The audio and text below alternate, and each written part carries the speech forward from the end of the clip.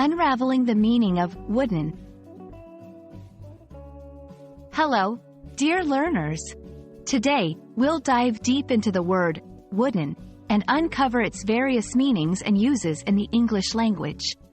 This might sound simple, but there's more to it than meets the eye. By the end of this video, you'll be more confident in understanding and using the term wooden in different contexts. The most straightforward meaning of wooden is related to wood. It's an adjective that describes something made of wood or resembling wood in some way.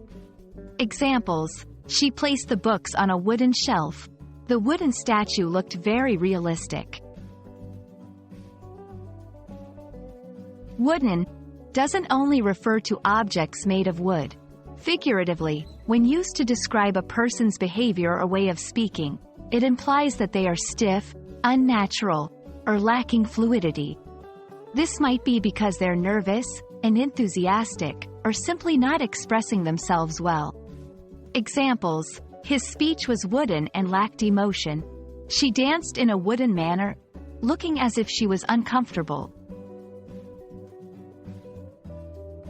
There are some phrases in English that make use of the term wooden.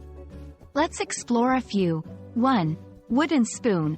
While this can literally refer to a spoon made of wood, in some contexts, especially in sports or competitions, winning the wooden spoon means coming last or finishing at the bottom. 2. Knock on wood, or touch wood. This is a superstitious phrase used to express a hope that a fortunate situation continues. It comes from the belief that knocking on wood can ward off bad luck. Examples: I haven't been sick all year. Knock on wood. Our team hasn't lost a match this season. Touch wood, it continues this way. So, there you have it. Wooden is not just about trees and furniture. It has multiple meanings and uses in the English language.